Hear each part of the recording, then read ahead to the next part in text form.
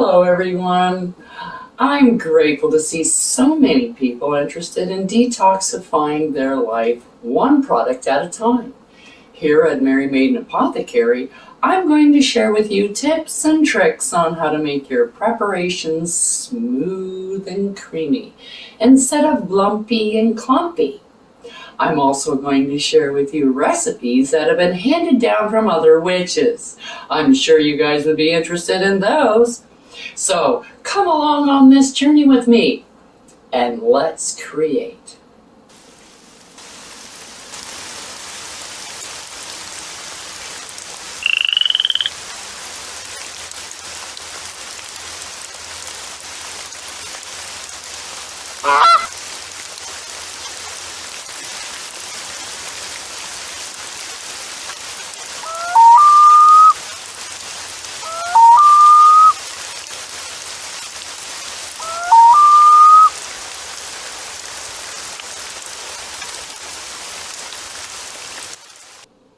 Merry Meet here at Mary Maiden Apothecary, where I'm going to show you how to create your own preparations to replace the store-bought products that may contain carcinogens, toxins, fillers, bonding agents, chemicals, artificial ingredients, perfumes, and unnecessary colors that can be harmful to you and your loved ones, not to mention the environment. So give yourself the satisfaction of knowing every ingredient that is in your preparation, as well as being able to pronounce them. Wouldn't that be nice? So grab your wand and let's whip something up. Hello, hello, hello. Nice to see everyone today. And today on Mary Maiden Apothecary, we're going to be making some glycerin. Glycerin is made from oil. You can use any kind of oil, but because I use it in moisturizers and soaps and facial products and cleansers, etc., I like to use the coconut oil, but it doesn't matter. You can use vegetable oil, olive oil, sunflower oil, any oil you have, avocado oil, doesn't matter. You can use any oil to create glycerin. You're just going to get different consistencies of glycerin, and they're all going to have, of course, different correspondences depending upon the oils that you make the glycerin out of. And you can totally do that instead of just using one that you buy from the store, which is just plain vegetable glycerin. It's a little bit of this and a little bit of that oil from everywhere, and they shove it together and ta-da, you have glycerin. But this way you have more control over your correspondences that you want to put in your preparations.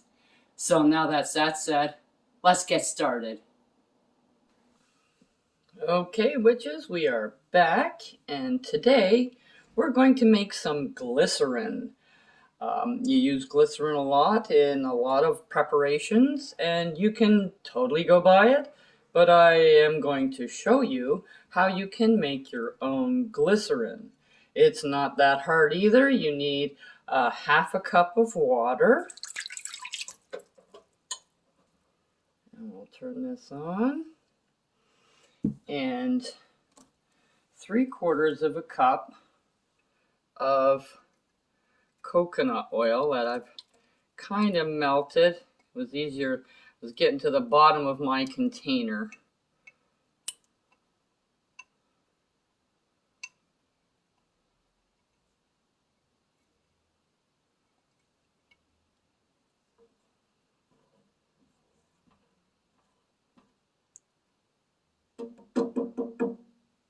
Okay, and you also need 1/4 teaspoon of salt that you can put right in now, and 1/4 cup or 1/4 teaspoon of baking soda that we're going to put in once this comes to a boil. So you want this to actually come to a bit of a boil.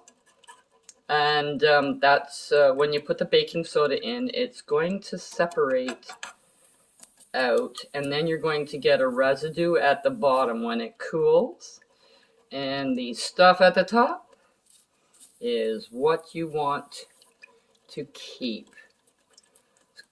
Kind of like when you make a turkey and you pour all the juice and everything into a cup and let it cool, and then you get the liquid at the bottom and you get the oil all at the top.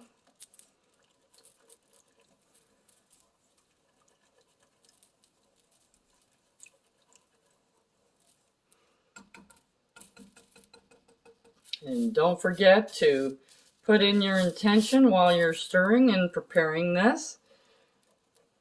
You can also charge it on your windowsill if you choose to. I'm sterilizing my containers before I put it in, and like the last time, I'm using just your plain Gatorade container. I find it's a really good size.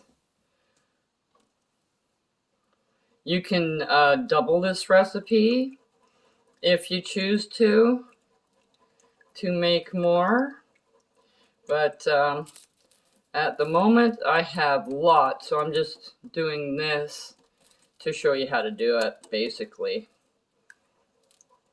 Now you can buy glycerin, of course, but if you're going to be doing a lot of this kind of thing, you might want to make your own.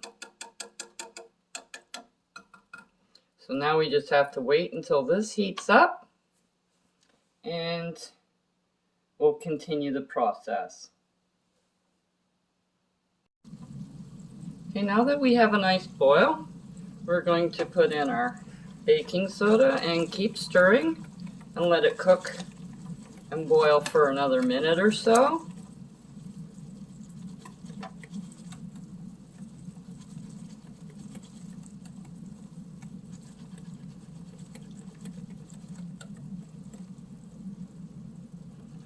Because you want it to separate. It will separate. I'm going to put it in a clear measuring cup to cool so you can see it before I strain it and put it in my actual container.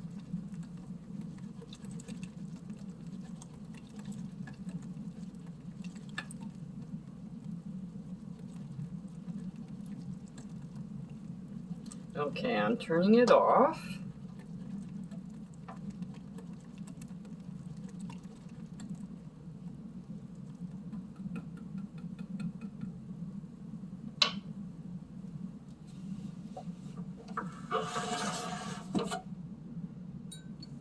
And I'll pour it in here.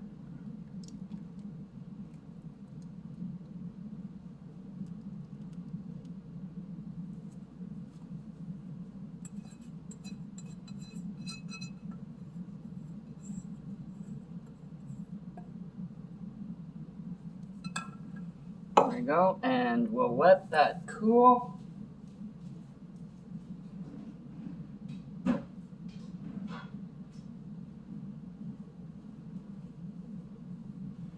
And we'll come back and I'll show you what it looks like after it's cool and separated.